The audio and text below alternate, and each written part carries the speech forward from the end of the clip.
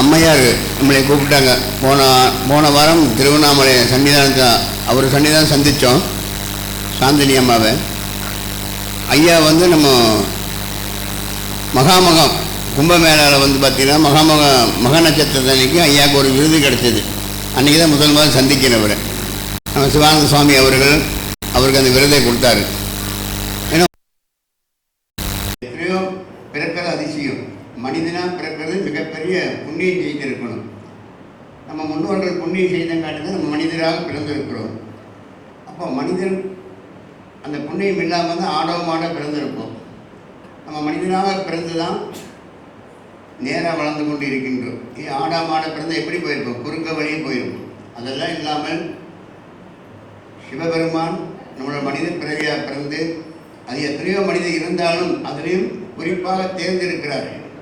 எப்படி உள்ளம் பெருங்கோவில் உடனும்பாளையம் வெள்ளல் பிரானார்க்கு வாய் கோபுரம் கோபுரவாக்கல் தெல்ல தெளிந்தார் ஜீவன் சிவலிங்கம் கள்ளப்பழம் காணா மணிவிளக்கு என்று சொல்லக்கூடிய அந்த மணிவிளக்கு எங்கே இருக்கு? நம்ம உள்ளத்தில் ஒளியாக இருக்கிறது.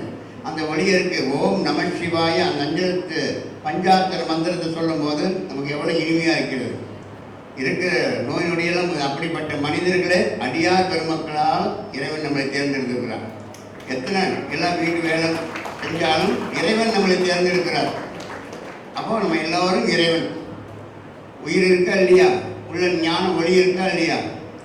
இறைவன் எங்கே இருக்கிறான்? உள்ளத்தில் குடியிருக்கிறார். அப்போ உள்ளம் பெருங்கோவில் தானே.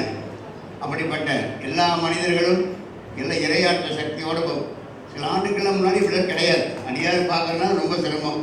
எங்கள் மாதிரி ஆட்கள் தான் சுவாமி சிவாச்சாரன் இப்படி போயிட்டு இருந்தோம். இப்போ எங்கே திரும்பினாலும் அந்த உத்திராட்சி அந்த மனமும் உத்திராட்சியோட செயல்பாடும் திறனும் அந்த விபூதியோட மனம் அங்கே போனால் பேசும். அப்படி அடியார் பெருமக்கள் இன்னைக்கு தமிழகம் இல்லாமல் உலகம் பூரா நிறைய உற்பத்தியாகி பெருமையாக இறைவன் கொண்டு வந்திருக்காங்க. அதெல்லாம் எப்படி விஷயம்? இந்த மாதிரி மாமனிதர்கள் நம்ம சிவகுமார் ஐயா மாமனிதர். அவர் மனிதனாக இருந்தாலும் அவர் இந்த நேரத்தில் இந்த அப்பர் சுவாமி குருபூதியில் மாமனிதர் பட்டமே கொடுக்கலாம். என்னன்னா இந்த மாதிரி எனக்கு எல்லாத்தையும் ஒழுங்குபடுத்தி கொண்டு வரது இறைவன் ஒரு நாள் தான் முடியும். நம்ம சொன்னால் பேசிக்கொண்டே இருப்போம். ஐயா சொன்னார் பேசாதீங்கன்னு அமைதியாகிட்டோம். அப்போ யார்? மாமனிதர் தானே. அப்படிப்பட்ட அந்த ஐயா அவர் எல்லாம் ஒருங்கிணைந்து எல்லாம் ஒன்று கூட்டி சொல்லுவாங்க. ஒருத்தர் தட்டுறக்கும் எல்லாம் சேர்ந்து தட்டினா ஒரு ஞான ஒளி கிடைக்கும்பாங்க. ஆனால் அது அன்போடு கிடைக்கிது. அன்புக்கு கட்டுப்பட்டவர் இந்த மக்கள் எல்லோருமே. அந்த ஐயா ஒரு அன்புக்கு கட்டுப்பட்டவர்கள். அது மிகப்பெரிய பெரிய விஷயம். எல்லாருமே கொண்டு போக முடியாது. அவர் பெருமையாக சொல்கிறதுக்காக நான் சொல்ல கிடையாது. நான் எத்தனையோ விழாக்கள் போயிருக்கிறேன். அவங்க பெருமையை அடியாருக்கு சொல்கிறாங்க, முற்றோர் நடத்துகிறாங்க. அவங்களுக்கு போன இடத்துல ஒவ்வொரு நிகழ்வை அம்மாட்ட சொல்லியிருப்பேன். எல்லாம் ஒவ்வொரு நிகழ்வு பண்ணிக்கிறாங்க. அவங்கள சில விஷயங்கள் பண்ணிக்கிறாங்க. அவங்கள குருநாதர் இல்லாமல் அவர் வயசில் பெரியவரோ சரி சின்னதோ அவர் குருநாதர் ஏற்றுக்கிறதுக்கு மனம் வேணும். மனம் வேண்டியதில்லை. என்ன வேணும்? மனம் வேணும். அந்த மனம் எல்லாத்துலையும் இருக்கிறது. அதை இந்த அண்ணாமலை சுவாமி அவர் வேண்டியும் உண்ணாமலை தாயார் மனதார வேண்டியும் நீங்கள் வாழ்வில் சிறந்து விளங்க வேண்டும் என்று சொல்லி நான் இறைவனை பிரார்த்திக்கின்றேன். அது மட்டும் இல்லை, இந்த விழாவிலையும் இன்னொரு விழாவை கொண்டு வந்திருக்காரு. அந்த பொண்ணு பேர் என்ன சொன்னீங்க? பத்மஸ்ரீ நடராஜன்.